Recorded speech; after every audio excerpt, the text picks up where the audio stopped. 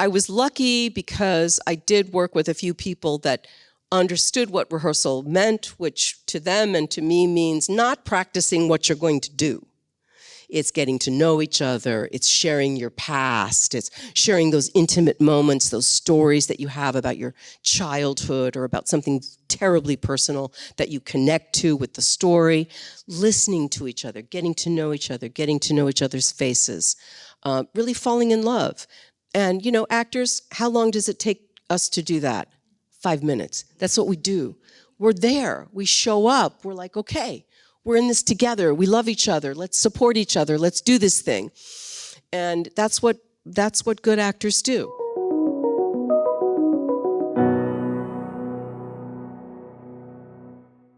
Hello, I'm David Canfield with Vanity Fair. Thank you so much for being here for a conversation I've been looking forward to with, I think, one of the great actors. So please give a very, very warm welcome to Annette Bening.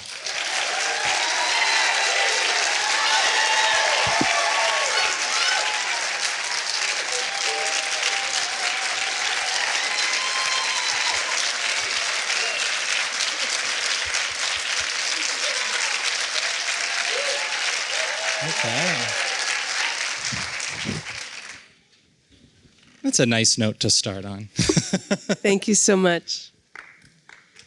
Hi, Sally and Peter. So Annette, some of my friends are here. So Annette, we're going to have a lot to talk about today. Quite a career to get through. You're, of course, here this year representing the beautiful film Nyad. Which, yes, please. Thank you. But given that this is a career... I'm touched. Given this is a career conversation, we're going to have to start at the very beginning. So I like to... This Is Your Life. Does anybody remember that show? This is going to be This Is Your Life. I'm ready. So let's start with This Is Your Life. Let's start with your life, Annette. I know you acted in high school as a teenager. Can you bring us to that first moment when the acting bug really bit you and why it stuck? I don't know exactly when it happened, but I will say I had a teacher in junior high named Mrs. Killian, and Mrs. Killian was a choral teacher, and she taught us about classical music, but then we also did we did singing with her. And she was such a character. And she had like a bosom. Do you remember when people had bosoms? I mean, she had like a bosom. And she had these shoes that she wore. And I just remember her really well. And she was kind of like a rooster, the way she would move around. And many years later, I was doing a play at the Geffen. And my former assistant, who's with me tonight, Jenny, who I love very much, and she just happens to be back, so she's here with me tonight. And I stole her from that because we were doing the play together. She was a stage manager, and I stole her away. She became my assistant. But on that show, I did a bunch of different characters, and one of them was a teacher who taught Greek poise. Mm-hmm. And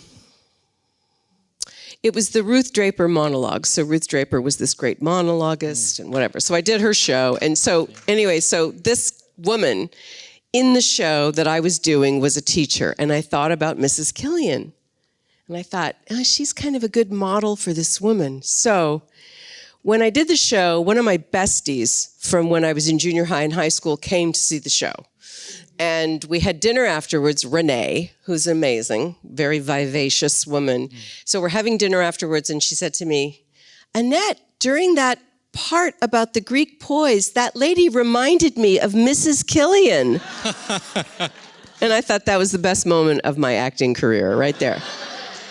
Anyway, so I did start thinking about it in junior high, and then I had a great drama teacher in high school, Ann Archer, who's no longer with us, who was a little bit crazy and a little bit fabulous, and very, very disciplined and very serious about the theater, which impressed me. And she had a big tantrum one night. It was the second night of our 4-night run in high school. So the energy had dipped just a little.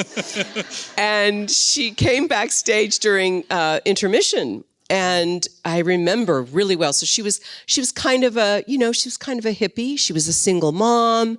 She was sort of really into experimental work in the theater. She knew about Jerry Kurtowski, which of course I didn't even know at the time, but that's kind of what she was trying to teach us. Sure. And she took a table and she almost threw the table.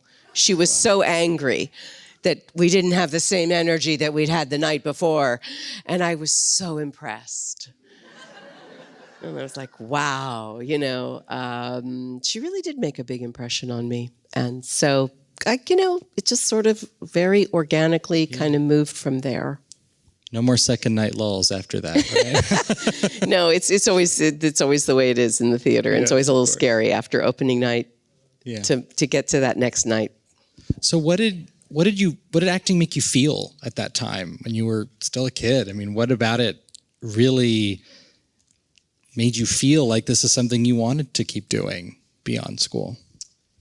Yeah, I don't know exactly, except I will say that the group is what was the thing I remember, is being part of a team, being part of this communal experience.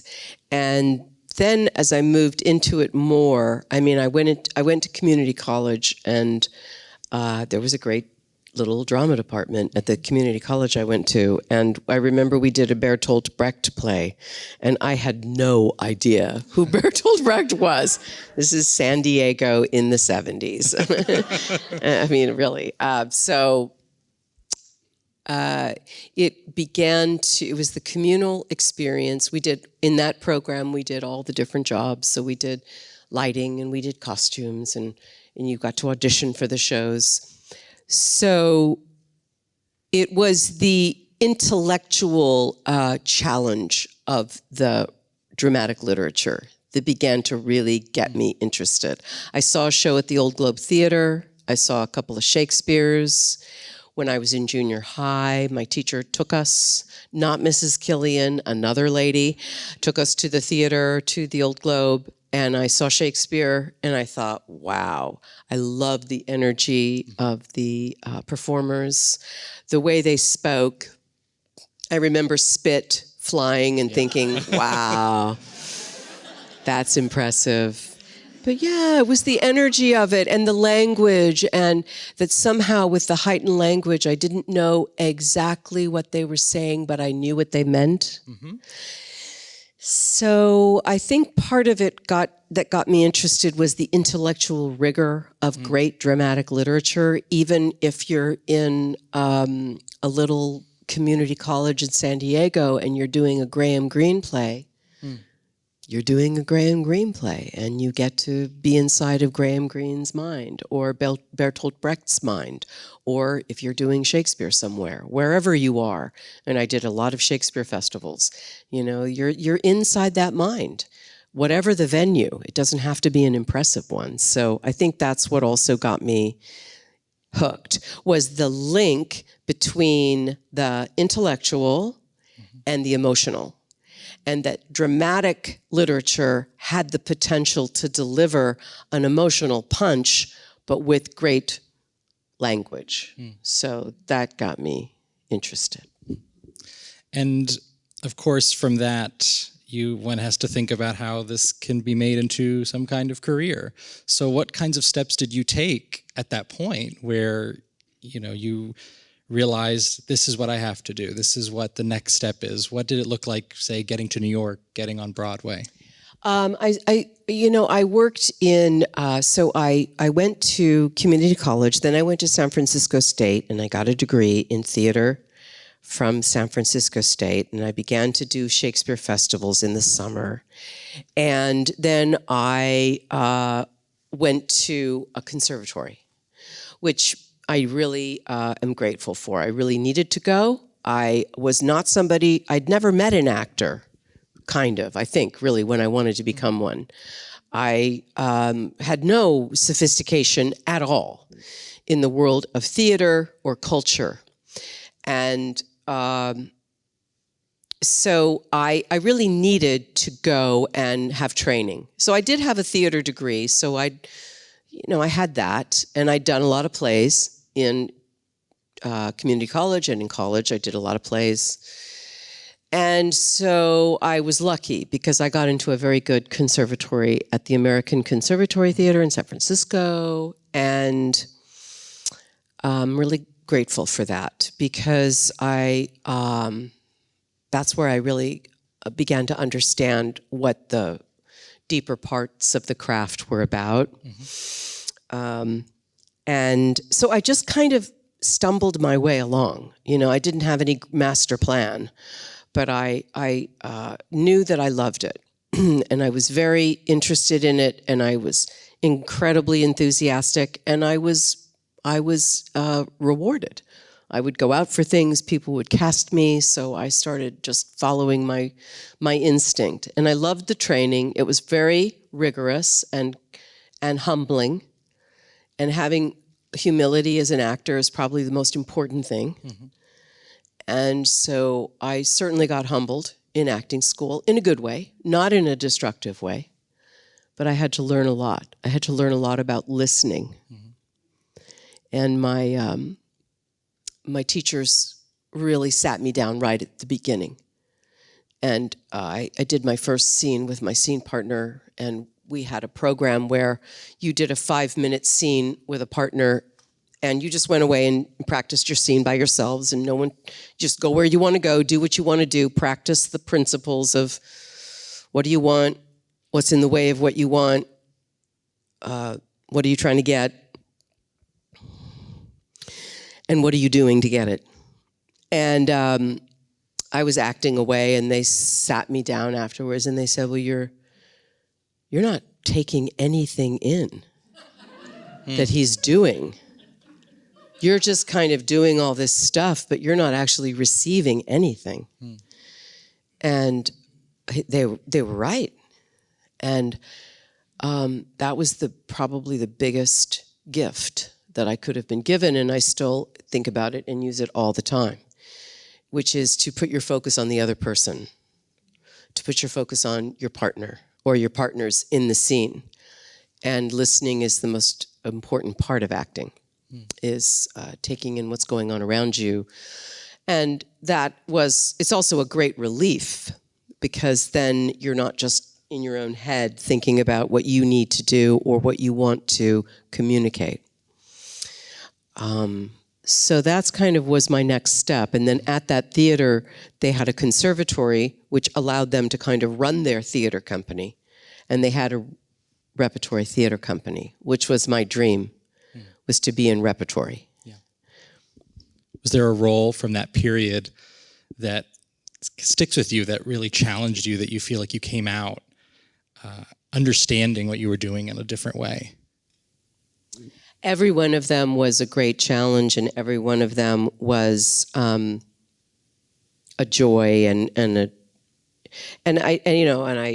never occurred to me that something was either successful or unsuccessful. It was a regional theater, it was a nonprofit, so no matter how many people came or didn't come, you had a certain run that you were doing, and it didn't matter if it was considered to be successful or not.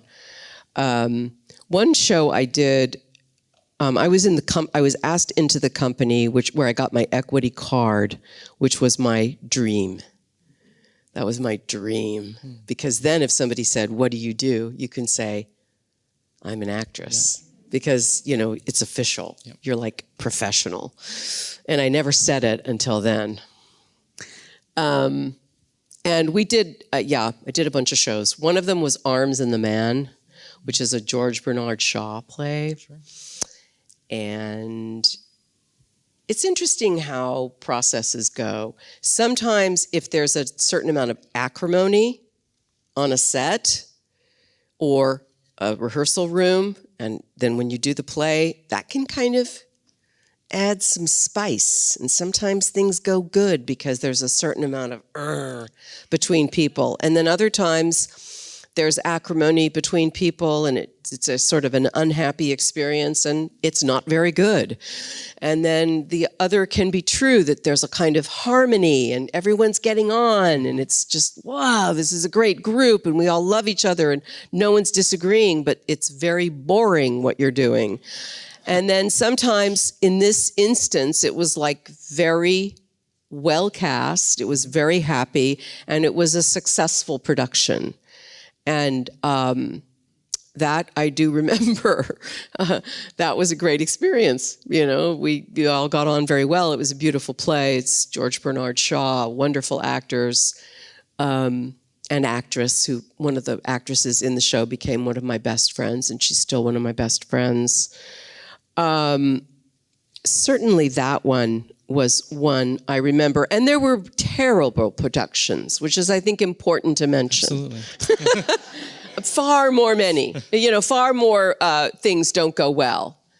And maybe that's true in general. I mean, it's not to be negative, but, it's hard to make something good. And that was, my parents, God bless them, saw so many bad shows that I was in. Oh my God. We did a production of the Scottish play, as we call it, and there was supposed to be another actress playing her. And she fell out, or for some reason, so they asked me to do it. So I was kind of the ingenue in the company, but then I was asked to play her. And I remember the director calling me and saying, Annette, I have this idea. She's pregnant.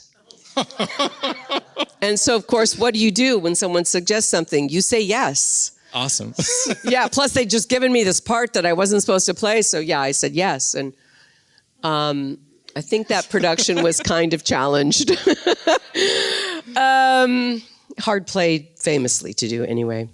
So, but we did do a production of Our Town, which of course is the great play in the American canon. There's a novel out right now called Tom Lake. I don't know if anybody's read it, but it's an Ann Patchett book, and she's a great American novelist, and it's all about doing summer theater, and they're doing Our Town, and the protagonist has played Emily, and that's kind of how she made her name. And I played Emily, and that production, I think, was pretty good. And so I think I would say that. Yeah.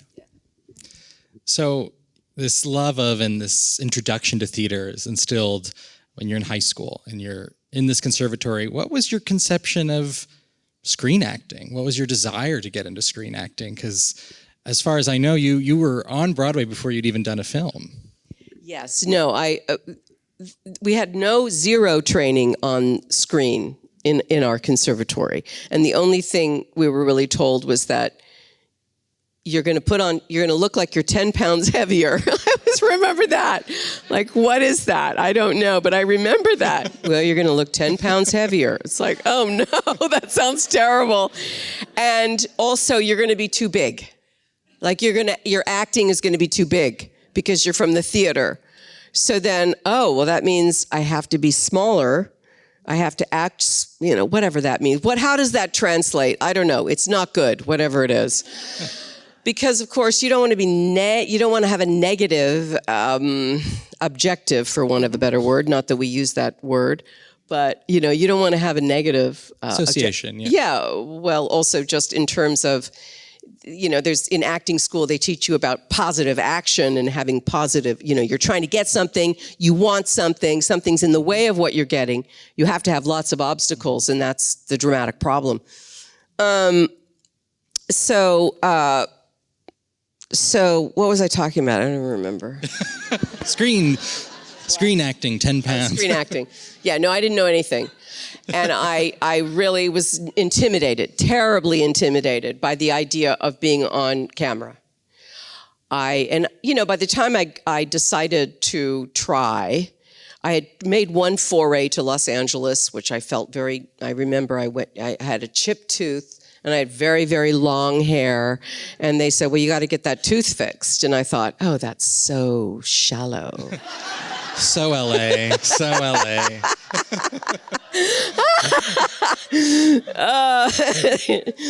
I don't know what I thought, I really felt uncomfortable. And I thought, give me a script. And they would say, well, no, just go into the room and be yourself.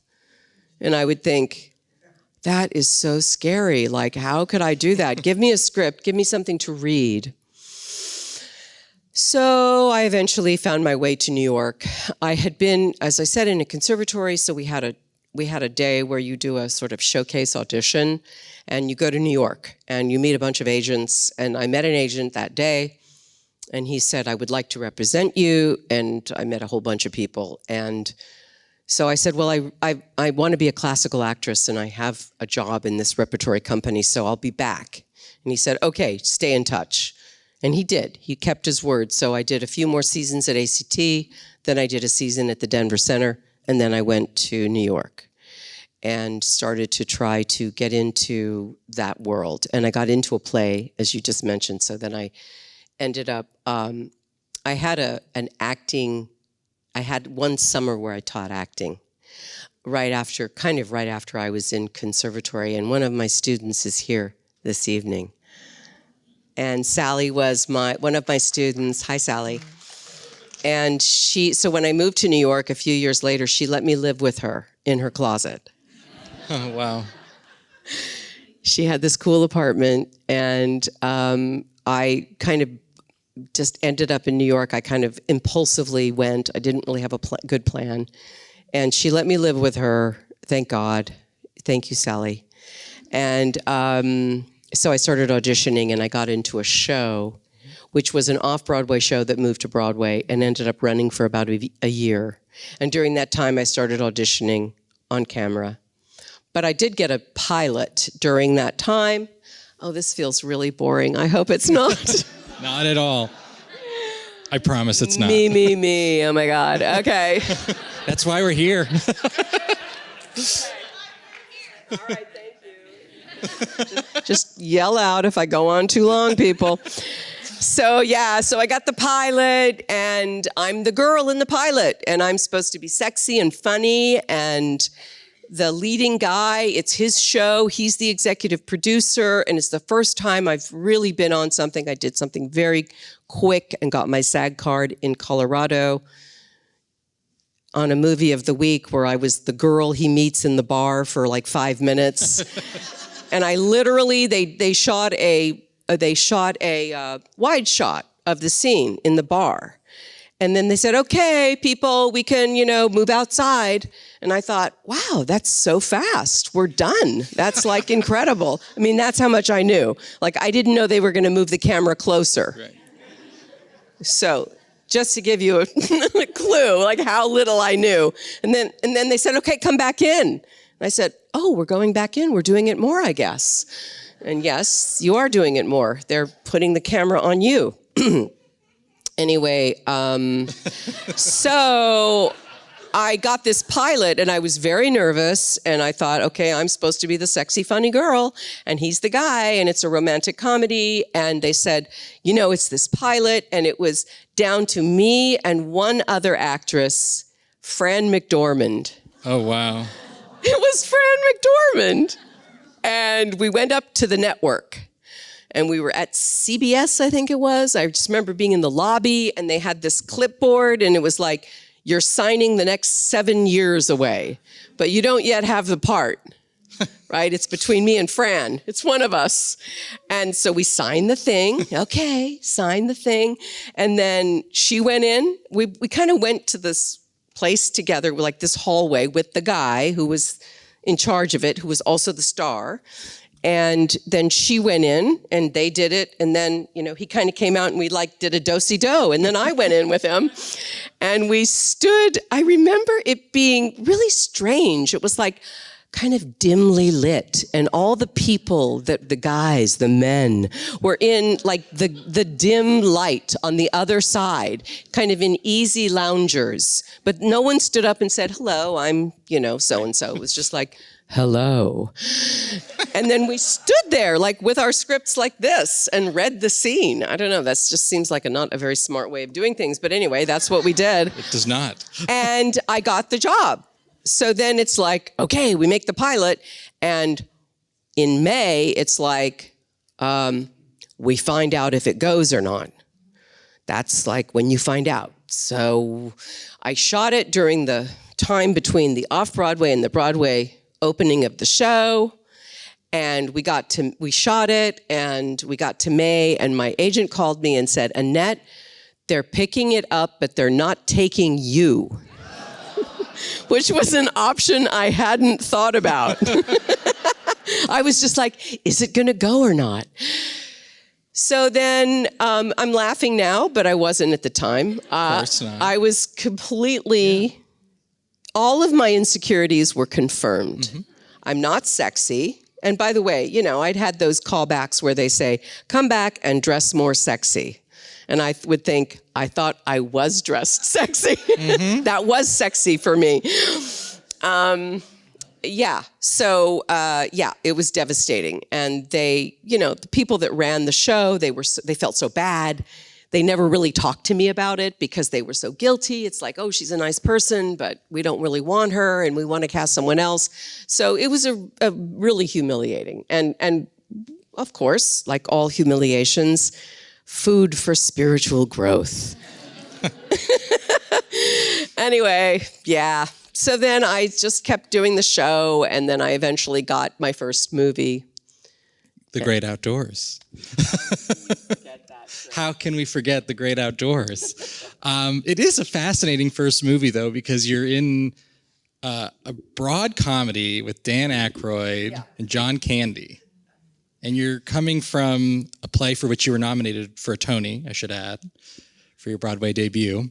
So did you find that energy, like especially given the experience you're talking about on this pilot, did you find it strange to walk into these two comic legends kind of world? Well, I mean, I was so excited. It was my first movie. I made SAG minimum, and that was like so much money. Oh my God, I needed the money, you know, and I was thrilled. And I remember we shot up at a lake up in, you know, it's called Bass Lake. It's halfway between here and Yosemite probably. And I remember they would pick us up at like 4:45 in the morning, and I would think, how great. Wow. Oh, they still do that, by the way. What's up with that? Why do we have to start so early in the morning? I wish we need to talk about that. Why? It's such a bad idea.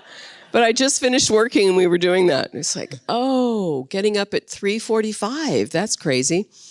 Yeah, so no, I remember that so well, thinking we have to drive around the lake, so we have to get up extra early. Isn't that exciting? That's really, I remember thinking, just like I was so lucky to get the job. And Howie Deutsch was the director, and thank you, Howie, for giving me my job. And then the next job I did was with Milos Forman, and how Milos Forman, he never mentioned that movie, by the way. I think he either pretended I hadn't done it, or I don't know, because I think if he ever looked at it, he would say, I am never casting her in this period, you know, drama. I remember thinking how lucky I was and how, you know, it was a lot of fun. And John Candy was a lovely man. Both of them, Dan too. Dan's very, you know, crazy and smart, but a really nice person. And John was, you know, John Candy. He was a great guy. So I saw his daughter recently. So it was a kick, you know, really lucky. I did rewatch a little bit of it. No. There is one scene that's really delightful where they're really going at it, and you're playing the wife, and you are gleeful as you watch these two men tear each other apart. You look like you're having the time of your life. I have no memory of that. I have to rewatch it. Well, I remember there was a bear. There was a real bear. There was a bear, yes. That was terrifying. Yeah, and I remember these kids, you know, I had little kids that were supposed to be my daughters, and I remember thinking, I would never let my kids do this. This is crazy. But they had a real bear on the set. He was a famous bear. I think he was a movie bear. Right. Yeah. Bart the Bear, yeah. Quite a first movie, you know? Thank God for that. Thank God for that. Third movie is The Grifters, I believe. Yeah.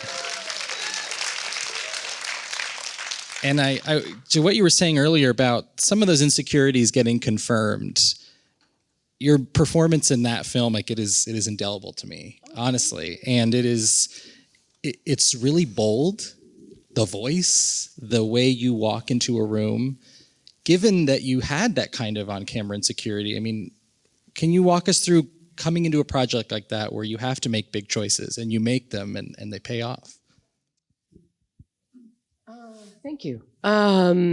So I had met Stephen Frears, who directed The Grifters, when I was auditioning for Dangerous Liaisons, because I was also auditioning for Dangerous Liaisons at the same time as I was auditioning for the movie that I eventually made called Valmont, which is based on the same book. So at one point, Milos Forman was working with the writer who Christopher Hampton had done a play of this book. It's a very famous French novel. And then Milos Forman and the writer parted ways. At which point, Stephen Frears went off with the writer to make Dangerous Liaisons, which was very successful with Glenn Close and Michelle Pfeiffer, etc. And then we went off with Milos Forman, except I was up for both movies. I was up for like the girl who gets the letter written on her ass in the Stephen Frears movie, and then I was up for the lead in the other movie. Yes. And I got the lead in the other movie, which was... So when we arrived in France, they were just leaving. They had just finished. Then when we made our movie, it took much longer. It was a bigger budget. It was, because he had won the Academy Award for Amadeus. And so it was like a big production all over Europe. It was like the job of a lifetime, and it was an amazing experience. And right when we got back, I remember Dangerous Liaisons was opening in the theaters because I went to see it. So anyway, I met Stephen then. So then when The Grifters happened, I always mean to ask Gina Davis. Gina Davis may have turned down that part, and I always forget to ask her that. Anyway, so Stephen Frears then met me for The Grifters. He cast me, and he gave me some direction in terms of kind of what he wanted me to do, a little bit. Mm-hmm. He said, you should watch Gloria Graham. Gloria Graham? Yeah. Watched Gloria Graham, and I later played Gloria Graham. Anyway, we'll at that time, he said, he's interested in that period. He was interested in film noir, and she was one of the great actresses of film noir. So I studied her, and and I also remember, this is kind of an actory thing. I mean, I remember I was going to meet the hair woman who was going to do the movie. Sydney Cornell is her name. And so I met her, and she cut, bleached, and permed my hair all in one day. It was great. Because it was like to feel totally different. I don't know if you've ever done something like that, but it really makes you feel different as a human being. And kind of gave me a way in to the character. But we did rehearse too. I remember that. And I remember I had thought a lot about the character, because I remember when we went in, I just sort of went for it. And Stephen Frears was supportive of that, as was Angelica and John. And so. How did you find rehearsals for a film like that comparing to where you were coming from in the theater? Obviously, in film, it's very different. On some movies, I know you don't have any rehearsal time at all. How did you find yourself adjusting to that? So, like I said, I didn't really know much about movies. How do they make them? Do they rehearse? Do they not? And I don't think we rehearsed The Great Outdoors. But with Valmont, I was up for the part for months and months. So I would go in and read, and then he would work with me, and he would talk to me, and he taught me a lot because he was very tough, and in a way that no other director has been. And I think I benefited a lot from that. I hope I did. And a lot of what he did during that process, as well as once I got the part, was, he would and he was very tough on people. And we all began to kind of share our misery of like, oh my God, he said this thing to me and it was so mean. And we began to really kind of commiserate as actors. And I say this with love, Milos. So, because he was right. Because we were doing this period thing and we all were getting kind of stiff, just as a sort of oversimplification. That you get the corset on and you get the dress on and you began to act in you begin to pose, I suppose. And he would always say, no, no, no, no. And you would say a line like, oh, could I have that cup of tea? And he would say, oh, could I have that cup of tea? He would like make fun of the way you said it. And then he would say, just natural. Oh, can I have that cup of tea? You know, and he would kind of do it in the way that he thought was natural. But the point he was making was right. And so he was trying to drain us of any of the kind of posing or whatever you want to call it, unnatural stuff. And we spent a lot of time on that film with that kind of interaction with him. And I think he taught me so much. And Colin Firth and Meg Tilly were the other two leads. And they ended up having a child together. And so when I was flying home on the plane after we'd made the film, I was seated next to Milos Forman. It was in the days of that supersonic jet. Remember the jet? And it went across like in 3 hours. And there were 2 seats on each side. What was that called? Thank you. So I'm seated next to Milos on the Concorde. And he's like, so who's having the affairs on the movie? And I said, I don't know. And he said, well, Colin and Meg. This is not a secret. They have a child who's like 30 years old. So anyway, I had no idea. It just shows you kind of where I was at. Yeah. But he was an incredible teacher. And I really thank him for that. He taught me a lot about film acting, and he kind of, got me out of whatever that was. So the rehearsal process helped a lot. With Grifters, we did rehearse some. Rehearsal processes is always hard in movies because there's never any time. And time is money, and the director's busy, and they want them to go do the scout, and they want him to do 500 other things. So the director that says, no, I'm going to rehearse, has to have a certain point of view about that. And so I was lucky because I did work with a few people that understood what rehearsal meant, which to them and to me means not practicing what you're going to do. It's getting to know each other. It's sharing your past. It's sharing those intimate moments, those stories that you have about your childhood or about something terribly personal that you connect to with the story. Listening to each other, getting to know each other, getting to know each other's faces, really falling in love. And, actors, how long does it take us to do that? 5 minutes. That's what we do. We're there. We show up. We're like, okay, we're in this together. We love each other. Let's support each other. Let's do this thing. And that's what good actors do. But there are people that don't like to rehearse, which I learned about, and I still learn about. And sometimes you don't have time, or you only have 1 day, or you have 3 days, or you have, maybe if you're lucky, you have more than that. But to bounce things off each other and to say it and just look around and say the words and not care about what it sounds like and not care if it works or not. So I've learned to kind of be flexible. The part where we all get to sit around and talk and read through and get to know each other, nothing better. Nothing better, especially because there's no pressure.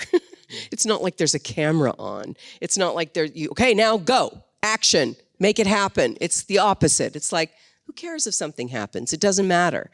And you're all just there together, and that never gets old for me. Never, never, never. That butterflies in the stomach, like, I can't believe I'm doing this. I'm here with these people. We're making this thing and trying to make it good, and you never know if it's going to be good, and you hope it is, and you want to make it that if you can. So I've learned over the years with it, that you have to be ready. Yeah. I mean, if there's anything as an actor you want to be is not waiting for anybody to tell you what to do. And directors love it. Even if you come in and they're like, a little bit more like over there and try this and maybe not that. And still, if you offer something up, everybody appreciates it. That I would really encourage people to do. Don't be shy about that. Come in with something and bring it. And then you know, that's where it's scary. You put yourself out there. Yeah, please.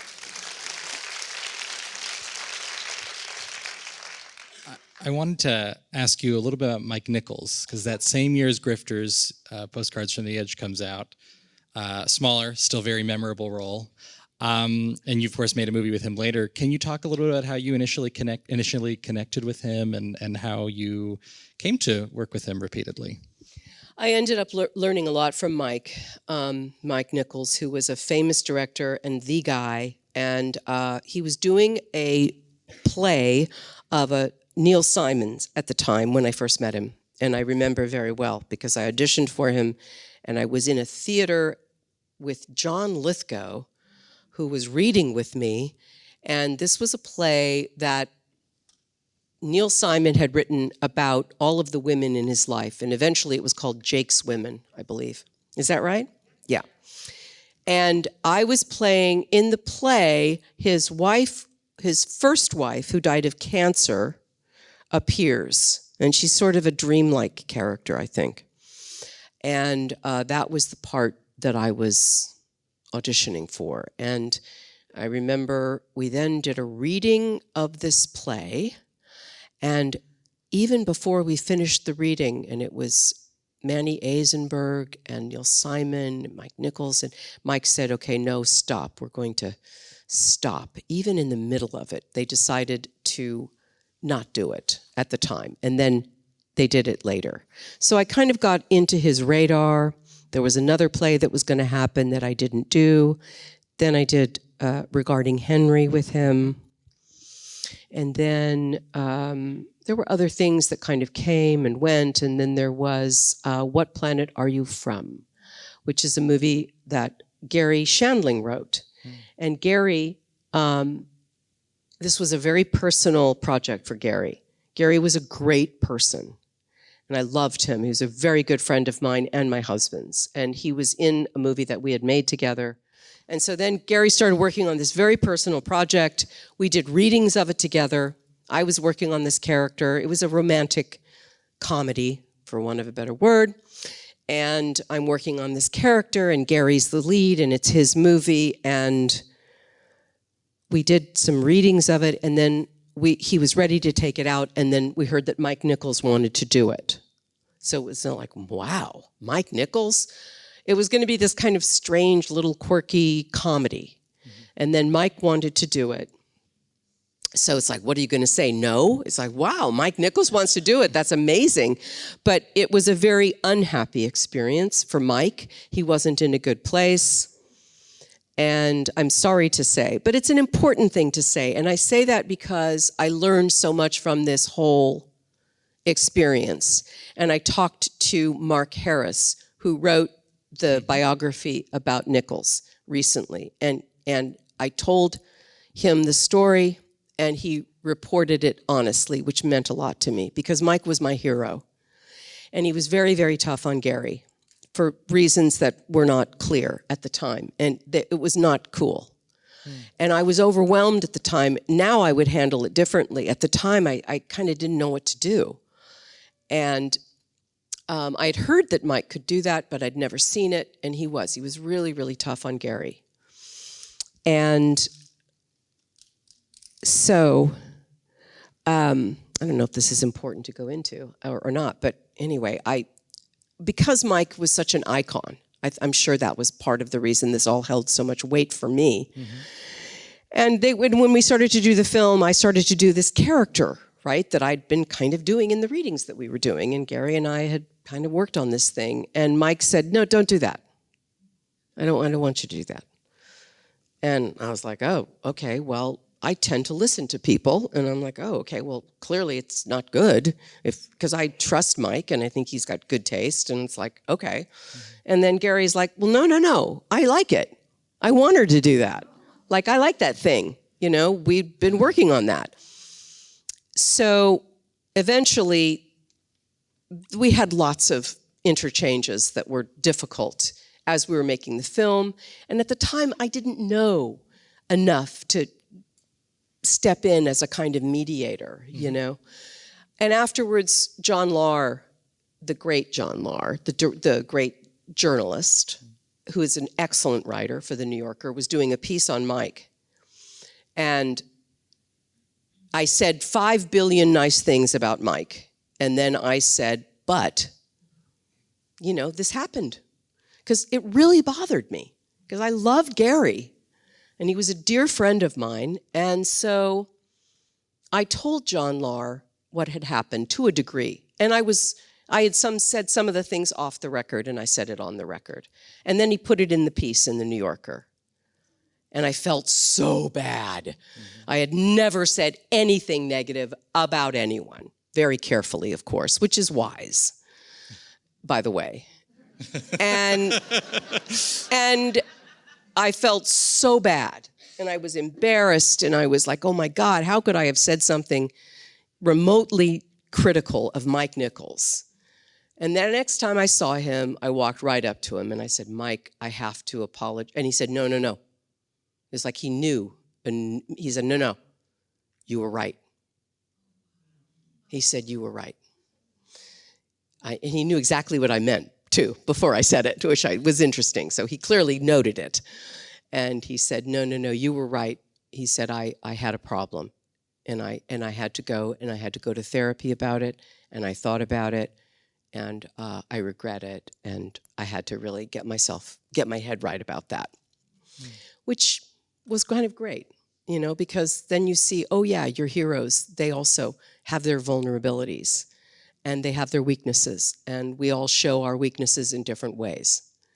And he was a great hero, and of course of my husband's as well.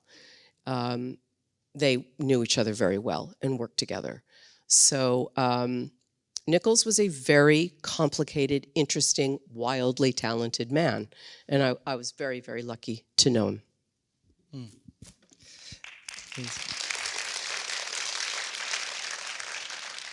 I saw you'd once said that the way you phrased it was, if you were lucky enough to be directed by him, you'd give the best performance you could possibly give in that movie. He was a great audience, which is what some of the great directors have. He also made you feel totally sufficient.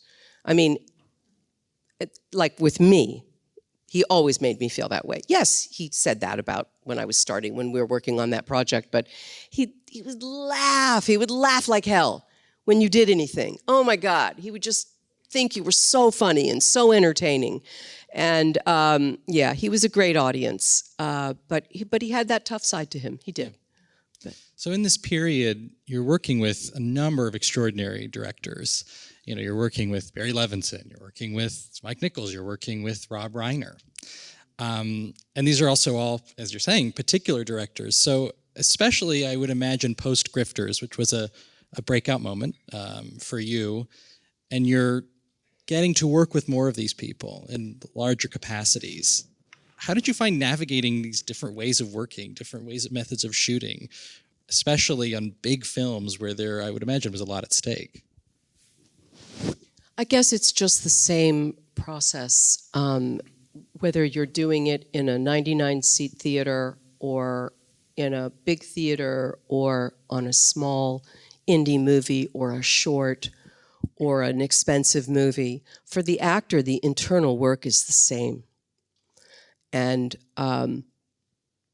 you learn that. Now, maybe the pressure is different, and I certainly had to get accustomed to the pressure, because basically time is money in movies. And if it's an expensive film, you have to be ready when they're ready, obviously. That goes without saying. And that is scary. That can be scary. Mm-hmm. So there's, I think that over the years, if there's anything that maybe I can negotiate a little bit better, it's not being frightened. It's accepting that. Mm-hmm. Saying, oh yeah, I'm scared. I'm really scared right now. In, about an hour, they're going to say, there's all these people, there's all these trucks, and there's all these, massive amounts of crew, like huge amounts of people.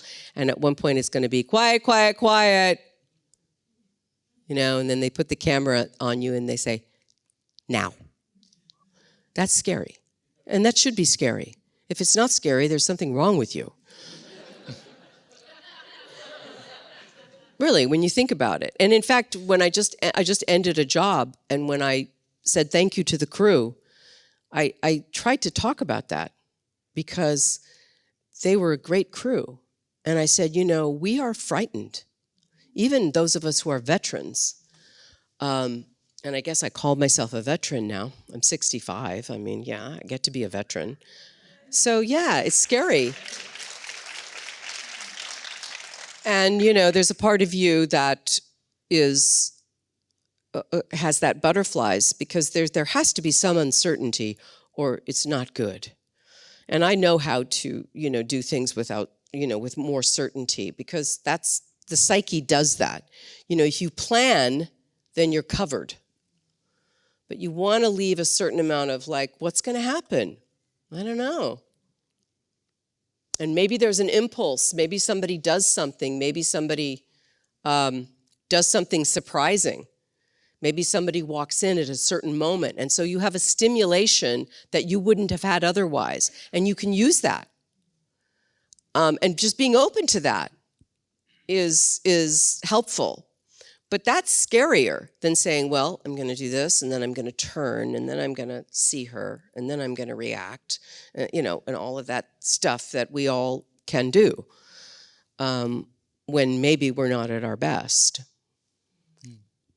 Did you find in that period after the Grifters particularly that you were being put out, considered for certain types of roles, had to avoid typecasting? Did you find that difficult to navigate at all?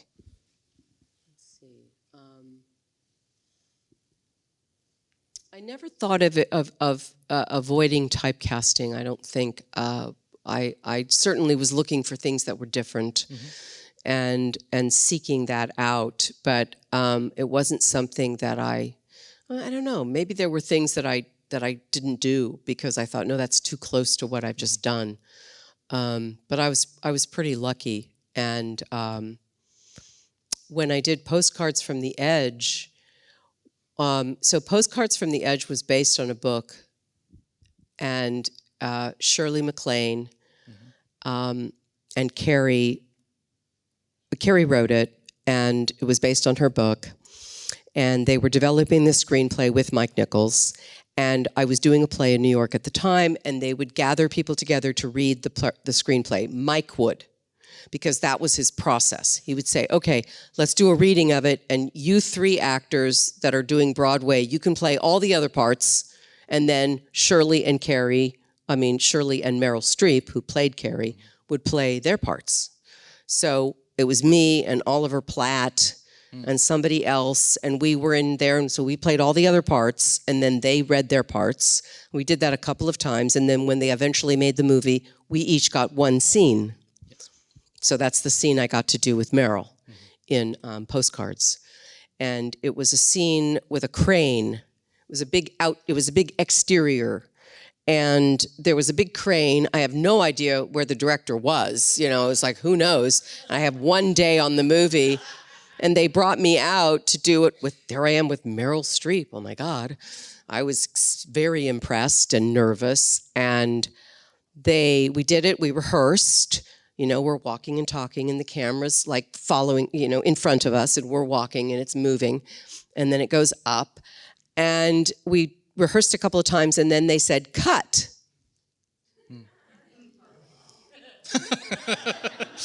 When they say cut, that means they're shooting. Yes, it does. So I didn't know they were shooting. I thought we were still rehearsing. And I had this moment of, oh my God, I we just shot that. And I didn't know we were shooting. I thought we were still rehearsing, and that's Meryl Streep. And I didn't even know that we were actually shooting on film. And I did that funny thing with the thing, and should I have done that? That was just like, I was just doing that, thinking we weren't actually shooting it. And I was neurotic, clearly. And, it's fine. It didn't matter. But at the time, I didn't know. I was naive enough to think, oh no, it's better to plan it. And it's better to know that you're shooting. It's a great story. I want to jump ahead a little bit to American Beauty. We've got to jump ahead a little bit. There's just too much ground to cover. It's only a compliment, I promise. I rewatched the film a few days ago, and again, the most memorable scene for me is the scene where you close the blinds, and I think the best way to put it is you lose it.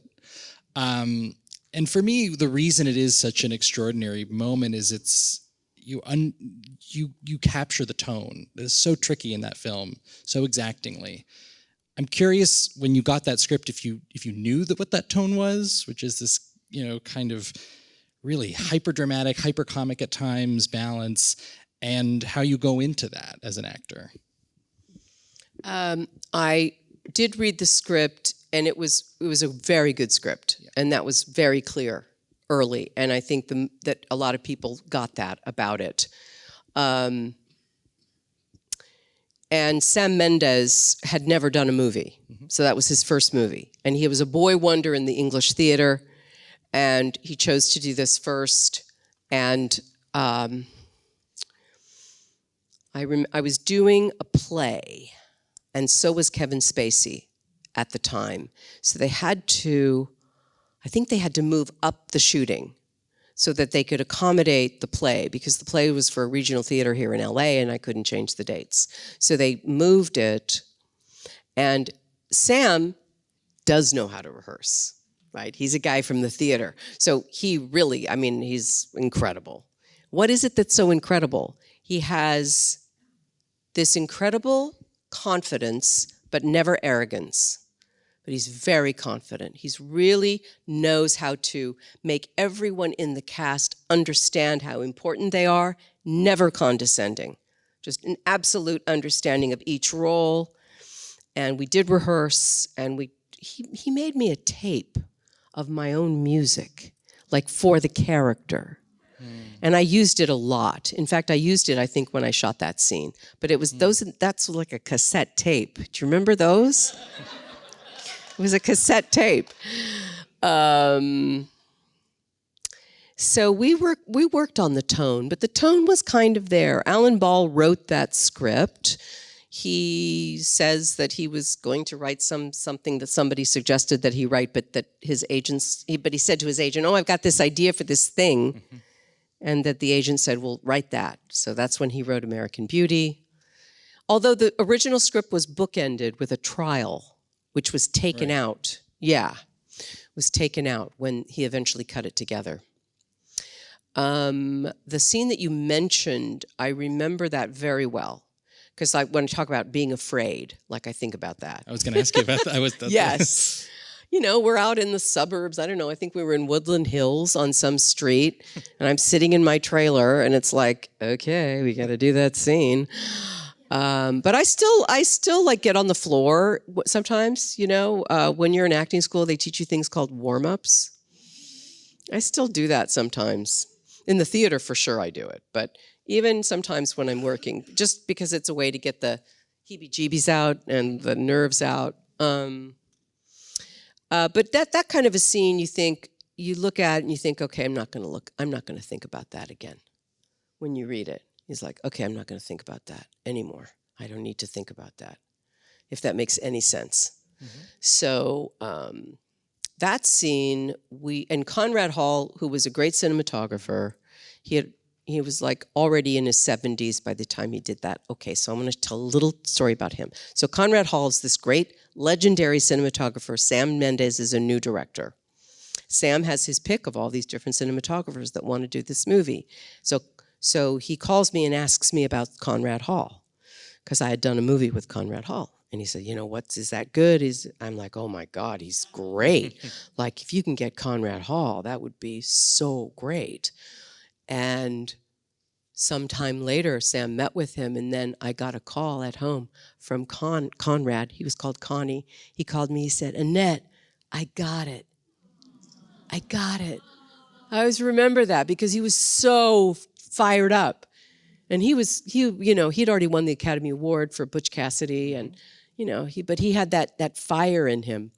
And he would come in the morning and sit in the corner and watch us do our scenes. It was like he was an actor in the scene. He was so cool. He shot that by himself, so he operated the camera. And then sometime later, after we did the scene where I'd do the thing with the blinds and all that, I see the scene on the call sheet. Again. It was like a nightmare. What? I can remember where I was standing when I saw the call sheet. And I called Sam. I was like, Sam, I see that scene is there on the call sheet again. Because I thought, oh, I'm done. I did it. He's like, Annette, it was too dark. We couldn't see you. Oh, my God. Oh, brutal. Brutal. Wow. You pulled it off, though, again.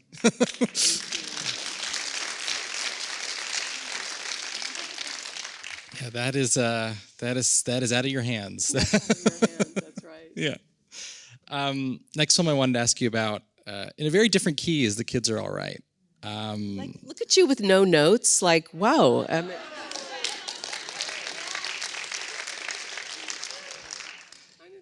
Pretty great movies. Yeah.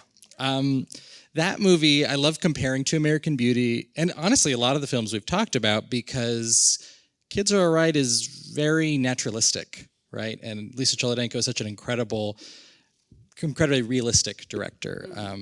This is a family portrait that you made with Julianne Moore, and you told me recently you didn't rehearse it at all. No, I think we had one day, or maybe a day. I think it was one day. I mean, I literally met Julianne, I think 2 days before we started to shoot that.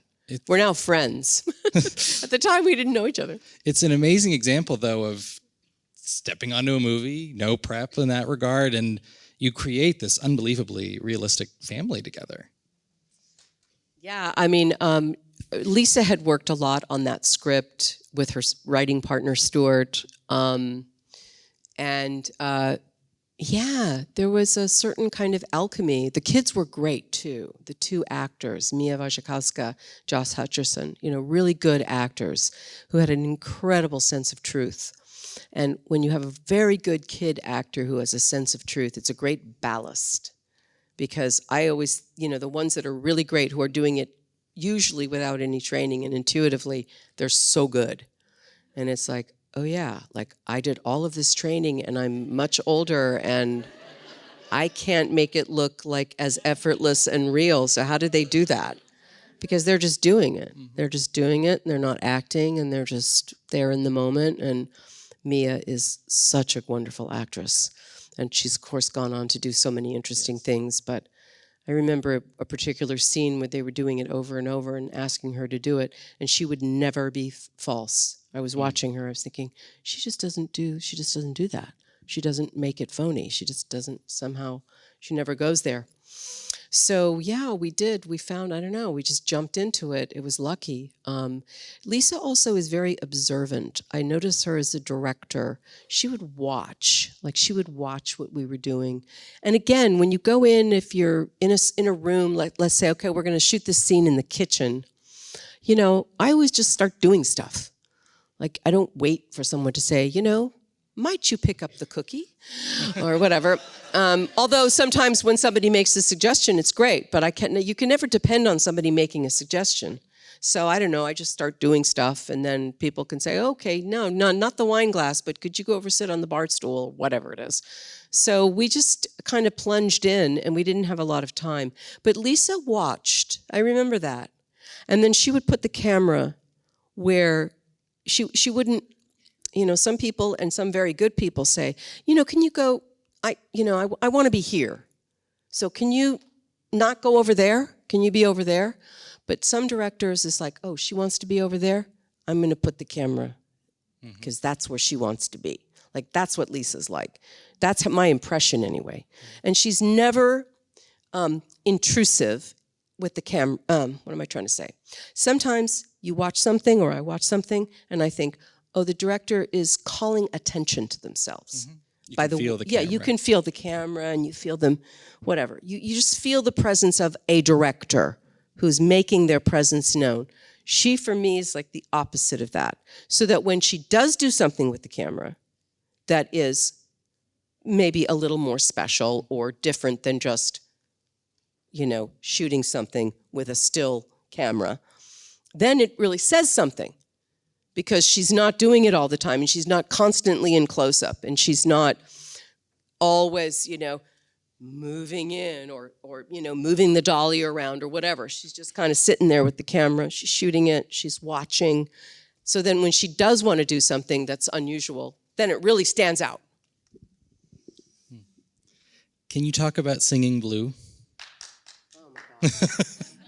Especially given that you just jumped right into this movie. It's such a moving, unexpected moment. How did you prepare for that? Oh, I'm sure I just kind of practiced in my car. I listened to the album a lot, and that was, I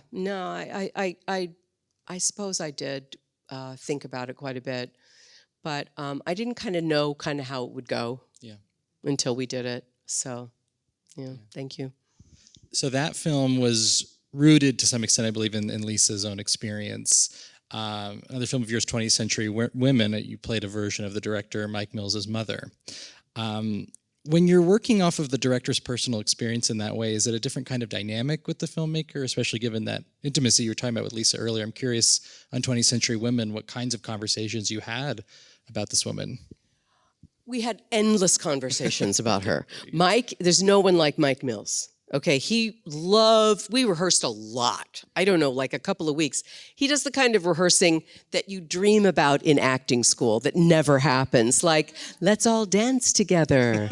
And, what's your music? And let's all dance to that music. And here, read this book. And let's do this improv. And, no one does that. Mike does that stuff. And I loved all of it. I mean, I'm down. I'm ready. Let's go. So we had a lot of fun and also learned a lot, I think, and became very comfortable with each other. But also Mike and I, when he sent me the script. He sent, I don't know how many actresses. Someday I'll get him in a headlock and he'll tell me exactly who the other actresses were. But he sent me the script and he said, okay, I don't want to meet with you. So I read the script. I'm like, oh my God, this is fantastic. I would love to do it. I met with him, and he met with a bunch of, I don't know how many other people, and then he asked me to do it. And then we started talking about his mother, and then we just never stopped for every time I see him, we still talk about his mother. So no, it was wonderful. I love him. Oh, he's an amazing human being, and he's such an artist. And his movies, his movies are so unique, and he is thoughtful, and he's also is a graphic artist. Mm-hmm. So he has such a strong sense of what is visual and emotional truth, and just adored working with him. And there are a few things that are in that movie that I'll never forget, a few things that I say that are so deep to me that I just loved it. So I really, it's Mike. He's really something as a person and as an artist. So we did do a ton of conversation about his mom, and I got to speak to his sister, who's an astrologer. And then his sister did my chart, and then did his mother's chart, and then did them together and sent me this whole chart of the two of us and where we coincide and where we don't. And I mean, he was like, don't you want to talk to my sister, the astrologist? And I'm like, yeah. So other people, they never ask you one question about anything you've ever researched. It's you never know. So yeah. It's interesting because I've talked to some actors in that kind of position where they're playing someone that the filmmaker knows, and they want to start more from a blank canvas. Do you always like to have as much access as possible into what this filmmaker sees in them? Oh, it's when you're playing someone, if there's when I did a play in New York called Coastal Disturbances, which was an off-Broadway play that moved to Broadway. Play, yeah. So the playwright, Tina Howe, just passed away last year, and I was playing some version of Tina. And so there's this bond that is created in that kind of intimacy where you're playing a version of this person. Either that, or if you're playing a version of their mother, that's very intimate. And there's a kind of bond that happens between us, in my experience, that is precious. Like, I love that. Precious isn't quite the right word, but it is very meaningful. And there's a kind of unspoken bond that develops because you're sort of the interpreter for their unconscious. And it's a very vulnerable place for them. So when, in my experience, when I've been able to do that, either playing somebody, some version of them, or playing some version of someone in their life, it can be it creates a kind of very intimate bond that is a pleasure. It's a real pleasure. And so Mike and I kind of have that. It's a kind of familial bond. And he knows me very well. And you feel very exposed as an actor in front of people. And that's kind of what we do. But there are times it's a little scary, to be so open. But that is what we sign up for. Yeah. Well, that brings me to Nyad. Please. Of course, you got to know the real Diana Nyad. So how did you find her? How did that shape the way you approached her? She's hysterical. We just did a Q&A last night, I think it was. She was so funny. She and Bonnie are such characters. They are hilarious, and they are so energetic. They have so much energy. Oh my God. I was reminded, and I still see them. They became friends of mine. But I remember the first time I went over to see them was together. And they were like, it was like being in a wind machine with the two of them. It was like, and they were asking me like all these questions. And it was, one of them was here and one of them was here. And they were both asking me questions about my own life. And it was like, okay. We got to know each other very well. I'm incredibly fond of both of them. So yeah, I love her. And she's an extraordinary person. Her book's really good that the movie's based on. She's very eloquent. She's a very eloquent woman, especially because she's an athlete, and sometimes maybe athletes don't use words as eloquently as others, and she really does. She's really an intellectual, and wrote this beautiful book about this crazy thing that she did, which is to swim from Cuba to Florida when she was in her 60s. It's like, that is impossible, Diana. No one can do that. And she's like, I am doing this. And she kept trying and failing, and everyone kept saying, you really tried, and it's great. Thank you. Now, can we please stop? And she would, no, I am not stopping, which is what the movie's about. She just wouldn't stop. That is very much what the movie's about. I'd love to talk about the film a little bit in the context of what we were talking about in the beginning, some themes that came up for you. When it came to acting, one big theme was fear. And this is a part where you trained swimming for a full year. Did you have those moments that you were saying earlier, can I do this? I'm scared. And walk us through pushing through that, if you did. Yeah, I mean, I do want to say, I don't think that, we shouldn't get points for research. We don't get points for research, and we don't get points for how long we've worked on something. And so it's kind of self-serving to talk about. And so it's slightly embarrassing. It is true that I did do that, but it doesn't necessarily mean anything. In the end, what matters is whether the movie is good, whether it's moving, whether something is convincing. And if you can do something and make a movie that's effective and convincing about somebody who does some athletic feat, and somehow you manage to do it without training a lot, and maybe you use stunt people, and it's effective, that's fine.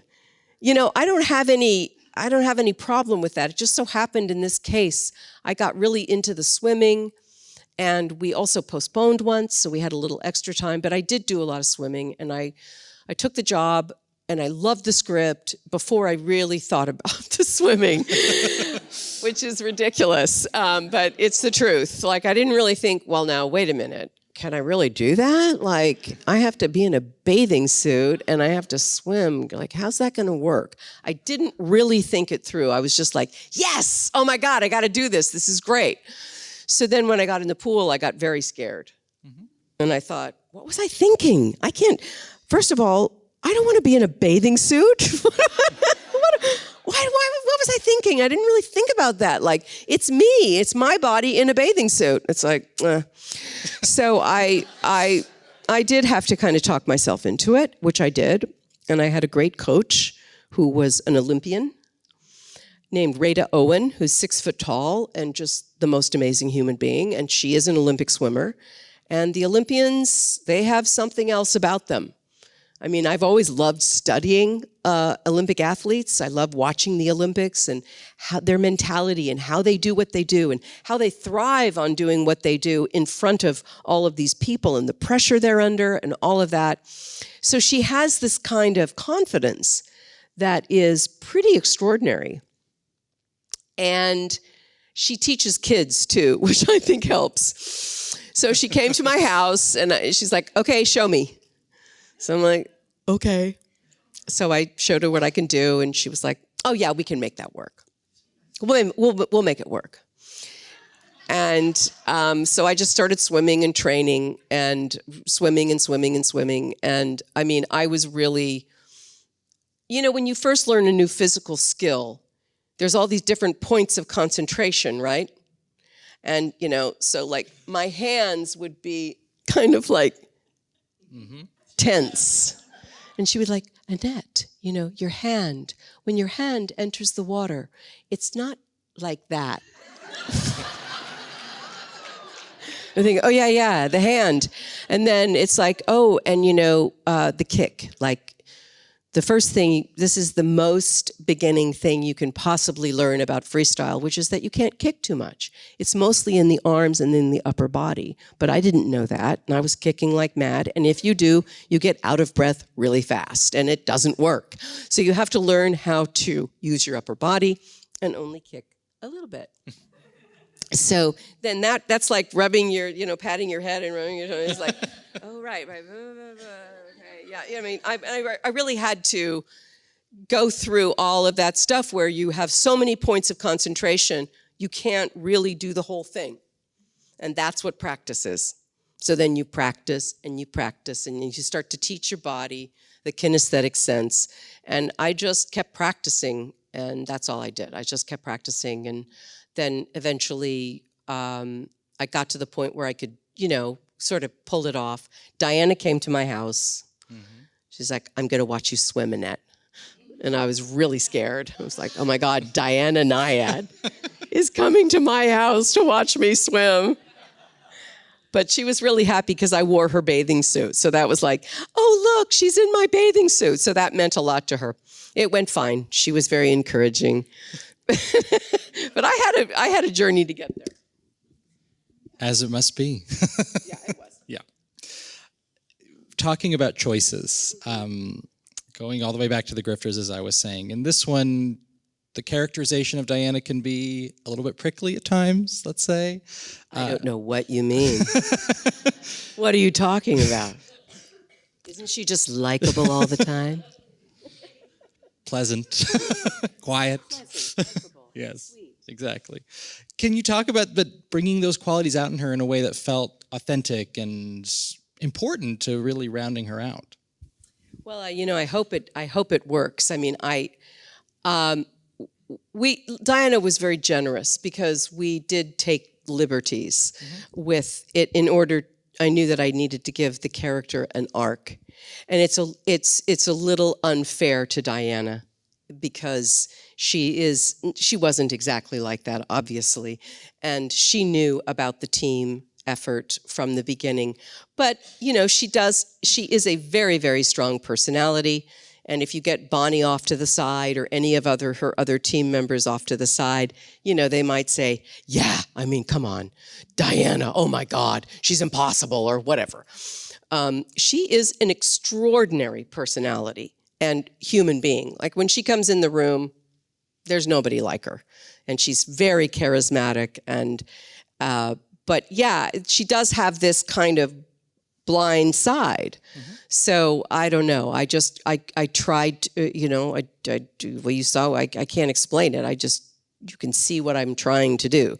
So if that's successful or not, that's what's in the movie, is that I felt that I needed to do that, to have something to push against, mm-hmm. so that it's not just about this terribly likable, wonderful, charismatic woman from the beginning to the end, but somebody that has to learn something and change and grow. So that's what I was trying to do. The hallmark of a great character, I think, right? The other theme from the very beginning that you'd been talking about was listening, learning to listen, that being a core element of your identity as an actor. And I think of that, many scenes with Jodie Foster in this movie, but particularly the one where, to the point about Diana's character, she really tries to get through to her. Mm-hmm. Can you talk about particularly that scene and working with Jodie, who I was surprised you'd never worked with before? I don't know why I was surprised by that, but I was. And finding those moments where through listening you really see this relationship evolve. Well, we talked through all of the scenes a lot, and we worked through them a lot. We did have a chance to rehearse quite a bit. And I knew that, I know who Jodie is, right? So I knew that I could completely depend on her. And we spent a lot of time with them together. Mm-hmm. We spent a lot of time observing the dynamic between them, and we really wanted to try to capture it because it's very interesting. And this part of that too, we tried to create this dynamic, but we also took liberties with what actually happened between them, for sure. It was Jodie's idea in the final moments of the swim in the movie. Bonnie jumps in the water and swims with Diana. And when Jodie first proposed that, Diana was like, that never happened, and that would never happen. Like, I did the swim, that would never happen. And it was so hilarious.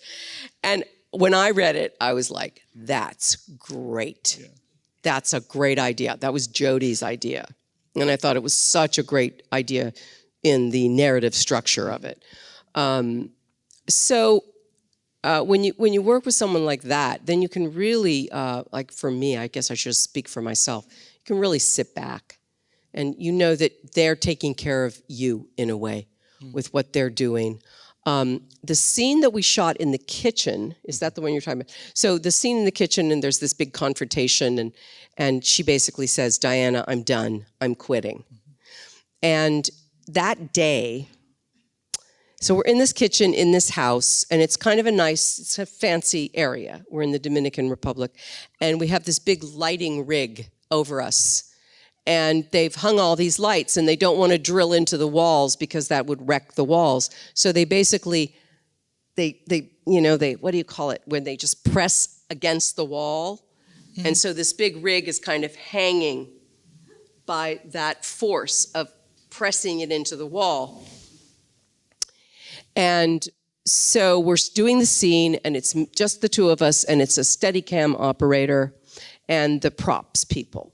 And so we're doing a take, and then we're stepping out, and then we're doing another, and then the prop people come in and they reset all the props, and then we do it again. And the Steadicam guy's in there with us, and we're shooting, and at one point we all just stepped out. We were in between setups, not in between setups, but in between takes. Nobody was in the kitchen, and the entire thing fell. And it was a huge, very heavy, it was a marble counter, and it broke. Oh my gosh. So it was this terrifying moment. Nobody got hurt. Nobody was in the kitchen, purely by coincidence. And that's what I think about when I think about that scene. Yeah, understandably.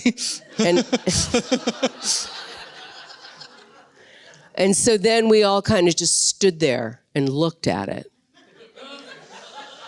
Whoa.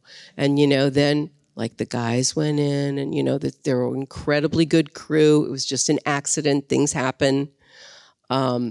They cleaned it all up. They had to literally, kind of patch up the counter. And we continued to shoot. They did the lights in a different way. And at the end of the day, Jody just said, okay, everybody, let's all get together. And we just sort of all got together as a group and said, wow, that was an incredible day. And that could have gone very badly. Somebody could have been killed for sure. And nobody was. And we got through it. And aren't we lucky? But we worked on the scene, prior to shooting it. In working on the script, we worked on it a lot. I know that one of the very important moments for me was when Diana talks about her father. Mm-hmm. So Diana's dad, now at the time when she was a kid, she didn't know it, but her dad was actually her stepfather. But her mother hadn't told her that. And he was kind of a con man. And she writes about it very beautifully in her book. He was abusive, and he was also very charismatic and very handsome and fascinating and told great stories and really inspired her in many ways. But eventually, he was a very scary figure in her life. And it wasn't until she was in her early 20s that her mother told her, actually, he was not your biological father. He was your stepfather. So in that scene, there's a moment that touches on the relationship between her and her father, who she still calls him her dad, even though he was a stepfather. And, it just kind of touches on, she had a very complicated childhood. Mm-hmm. And she was a great swimmer as a teenager, and she had a coach who abused her. And we didn't want to overemphasize it.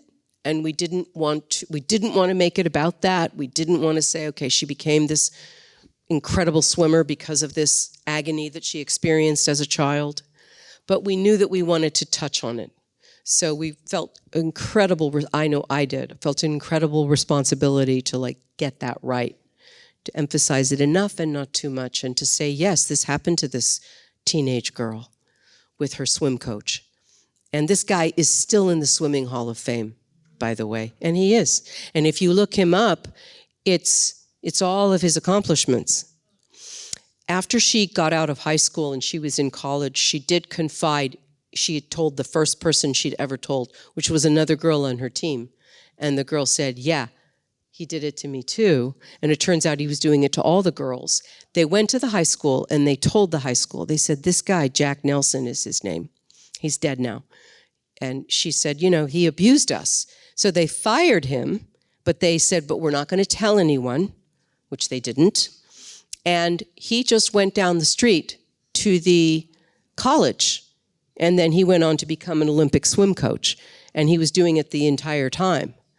And even now, if you look him up in Wikipedia, it's kind of farther down. And Diana Nyad, accused him of such and such, but it's not like it is now when Diana tried to come forward. People told these girls to shut up and that he was a great coach, and maybe they were making it up and maybe it wasn't really true and all that stuff. So this guy, that was a great agony for Diana. But again, we didn't want to overdo it. So we wanted to put that in there, but not too much. And we felt a great responsibility to her about that. And she certainly felt that way. She doesn't think of it that way at all. She does not see herself as a victim and did not want to put that across in the movie. Yeah, of course. We have to wrap, so I'm going to ask you a very broad question to end, which is, from the days of Shaw, George Bernard Shaw to Diana Nyad, how do you see yourself as having evolved or grown or changed as an actor? I don't know. First of all, thank you for all sitting there. I feel like I should apologize. Hi, Tina. Hi. So good to see you. Thank you for coming. I don't know. I think that the further I get away from acting school, the better. I loved acting school, and I mean that. I'm so grateful to my teachers. I had great teachers. And I'm so grateful to Bill Ball, who ran the American Conservatory Theater. And I brought one of his quotes with me because I like to carry it in my pocket. He was my mentor, and having somebody who's a mentor, what a great gift that is. So I did. I had a champion, and he was very good to me. And he was kind of crazy, like all great geniuses are. So I carry this little quote of Bill's in my pocket. But the thing about, when I look at great acting, and I love watching movies. I just watched Oppenheimer. I hadn't seen it. My God, what a movie. I loved it. And I was so knocked out by the acting. It was so beautiful and so incredibly realized. And I always think, wow, that's what I want. Like, I want to not be acting. And I feel like I am acting. So I feel, as I get older, I feel a little bit more free. That to me is the best thing, is internal freedom. It's not like I get there all the time, but just within the work especially, that sense of, like, what do I have to lose at this point? I love the work. I love that I get to do it. I still can't believe it that I get to do it. There's still part of me, when you start, you never know. It's like, is this going to work out? I don't know. And I still feel that sense of gratitude about getting to do it. I really do. It is a privilege. I love doing it. And it's also really hard. And one of my kids became an actor, and we talk about that. It's hard. And to be ready when they're ready, and to have the guts to stand up there and do it. So, there is that, but then there's also, like, what's the worst that can happen? You're bad. That's the worst that can happen. Or it's a big failure. It's not, it's just show business. So it's not a serious matter, but yet, of course, it is a serious matter. We have to give a shit. We have to care. We have to care so deeply that it's not rational. And it's not rational. No, we have to care that much. And when you're fighting for your character, you have to care as much about their life as you do about your own life. And that matters. But I aspire to simplicity in the work. That's what I look forward to. Doing it more if I can. And if there's a point when I can't, well, I'll probably it'll be a bittersweet thing. But it'll probably happen to me. It happens to most people. You get to the point where you either can't or don't want to do it anymore. My sister-in-law, Shirley MacLaine, is still acting. She's almost 90. And she very proudly talks about using the earpiece in her ear. And she says how great it is. And last time I was talking to her about it, I thought, yeah. Like, what about that? Then you don't even have to worry about learning it. Wow. Right? How freeing is that? I'm not there yet, but, maybe someday. Maybe someday. Annette Bening, everybody. Thank you so much.